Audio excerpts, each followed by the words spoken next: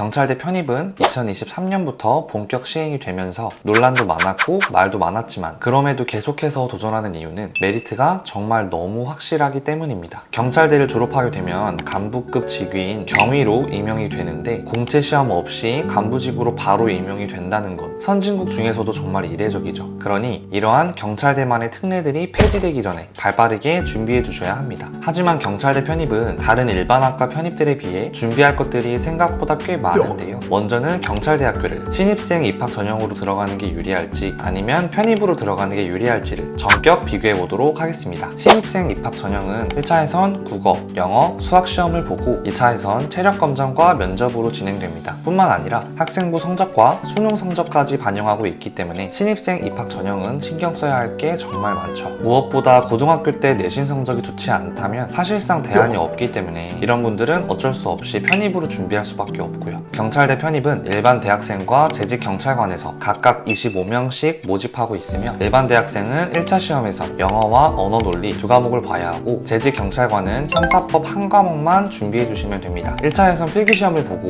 2차에선 체력 검정과 면접을 보기 때문에 학생부 성적과 수능 성적까지 반영하는 신입생 전형보단 확실히 까다로움이 덜하고요. 그리고 경찰대 편입 최종 사정을 보시게 되면 1차 필기시험 배점이 가장 높기 때문에 정말 중요한데요. 경찰대 홈페이지에 나와 있는 영어 기출문제들도 보시면 아시겠지만 영어 시험 난이도는 편입영어와 비슷하거나 좀 더 어렵다고 합니다. 하지만 다행히도 학교에선 기출문제들을 배포해주고 있고요. 상위권 대학교 수준의 어휘와 독해 능력을 요구하는 문제들이 많이 나오기 때문에 모르는 단어들은 꼭 정리해서 암기해 주셔야 하고 유사어와 동의어도 유의해서 암기해 주셔야 합니다. 그리고 문법은 필수 개념들과 학교별로 출제된 적이 있는 개념들도 모두 정리해서 암기해 주시는 게 좋고 독해에서만 20문제가 나온다고 하니 독해에 포커스를 좀 더 둬서 대비해 주셔야 하고요. 언어 논리는 25문제만 출제되며 지문 길이가 꽤 길기 때문에 지문을 처음부터 끝까지 읽는다기보다도 지문별로 출제자의 의도를 파악하는 연습을 꼭 해주셔야 합니다. 언어 논리는 결국엔 지문의 핵심을 빠르게 캐치하는 능력을 키우는 게 관건이기 때문에 다양한 사설과 뉴스, 읽을 거리를 접하면서 제시문을 분석하는 연습도 해주시면 좋고요. 2차는 체력검사와 면접을 보는데 체력검사는 순환식 체력검사 방식이며 장애물 달리기, 장대 허들 넘기, 밀고 당기기, 구조하기, 방아쇠 당기기로 구성이 되어 있고 이 모든 과정을 5분 10초 이내로 완료해 주셔야 하는데요. 체력이라는 건 단기간에 만들 수 있는 게 아니라 꾸준히 단련이 되어 있어야 되기 때문에 평소에도 체력 단련을 빼먹지 않고 꼭 틈틈이 해주셔야 되겠습니다. 면접은 체력 검사를 합격한 학생들 한해서 조를 나눠 진행됩니다. 인성, 적격성, 창의성, 논리성, 집단 토론으로 구성이 되는데 인성, 적격성 부분은 경찰 조직을 얼마나 이해하고 있고 경찰은 어떤 일을 하는 사람들인지 또한 지원 동기와 자소서를 기반으로 질문하기 때문에 이 부분도 미리 대비해 주시면 좋고요. 창의성, 논리성 면접은 직무 수행하면서 생기는 돌발 상황들에 대한 대처 능력을 평가하는 항목으로 봐주시면 됩니다. 집단 토론은 4명에서 5명의 인원들이 하나의 주제를 통해 각자에게 주어진 상황 속에서 자신의 의견을 논리 있게 피력하는 시험이며 다른 지원자들과 잘 융화해서 대화할 수 있는지 주제에 대한 배경 지식과 토론 스킬을 갖고 있는지를 평가합니다. 여기서 주의할 점은